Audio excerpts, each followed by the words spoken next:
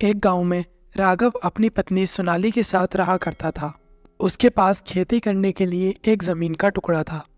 उसी में ही वो थोड़ी सी खेती किया करता और उसी से ही पूरे साल का खर्चा चलाया करता था। वो दोनों जैसे तैसे उसी में ही गुजारा कर रहे थे। सोनाली, अरे ओ सोनाली, मैं खेत पर जा रहा हूँ, तुम खेत पर खाना ला देना मेरा, ठीक है? आज ज़्यादा काम है इसलिए थोड़ा लेट भी लौटूंगा। ठीक है जी, आप जाइए, मैं आपके लिए खाना ले आऊंगी। और फिर राघव अपने खेत के लिए निकल जाता है। वो खेत पर काम कर रहा होता है, तभी सामने से उसे जमींदार उसकी तरफ आते हुए दिखता है। राघव, अरे ओ राघव, मैंने सुना है तुम्हारी खेती बहुत अच्छी होती है। तुम इतनी छोटी जमीन में ही बहुत अच्छी से खेती कर लेते हो। मुझे इस टाइम पर फसल की जरूरत है। जैसे ही तुम्हारी फसल तैयार हो जाए तुम किसी और को मत बेचना, मैं खरीदूंगा तुम्हारी फसल और अच्छे दाम भी दूंगा इसके, ठीक है? किसी और को नहीं बेचना है ये फसल अब से। ठीक है जमींदार जी, आप बेफिक्र हो जाइए, आज से ये फसल आपकी हो गई है। जैसे ही ये तैयार हो जाएगी मैं आपको बता दूंगा, आप ले जाना। जमींदार वहां से चला जाता है। तभी उसकी पत्नी सोनाली उसके पास आती है और बोलती है, ए जी, मैं खाना ले आई हूँ, आप खाना खा लीजिए, उसके बाद काम कर लीजिएगा। राघव उसके पास जाकर बोलता है, अरे भाग्यवान, तुम्हें पता है आज जमींदार जी अपने खेत पर आए थे और वो मुझसे बोल रहे थे कि तुम्हारी सारी फसल मैं खरीदूंगा। ये तो बहुत अच्छा हुआ है ना। और वो काफ़ी अच्छे दाम भी देने कह रहे थे। अब हमें फसल बेचने के लिए किसी को ढूंढना भी नहीं पड़ेगा, बस फसल तैयार करनी है और उन्हें दे देना है। हाँ जी, ये तो बहुत खुशी की बात है।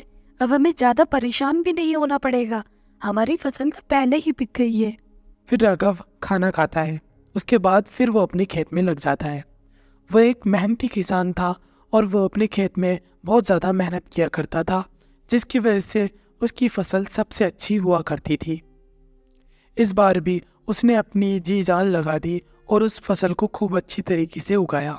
जैसे ही वो फसल तैयार हुई वैसे ही उसने ज़मींदार को उस फसल के बारे में बता दिया और उनसे कह दिया कि कल को वो फसल ले जाएं। सोनाली, बस आज रात और उसके बाद कल को ये सारी फसल जमींदार के घर चली जाएगी और वो हमें पैसे दे देंगे।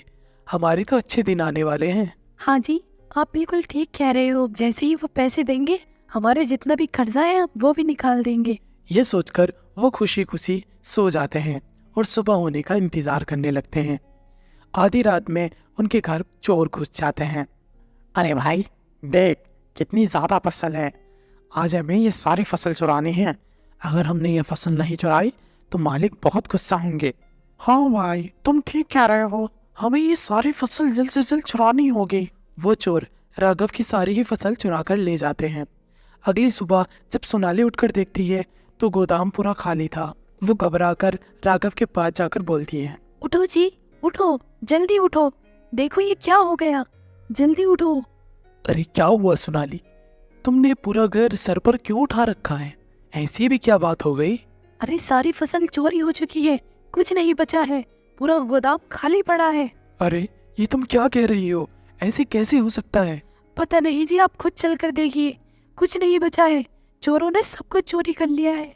राघव गोदाम में आकर देखता है तो वो देखता है सारी फसल चोरी हो चुकी थी। उनके पास अब कुछ ना बचा था।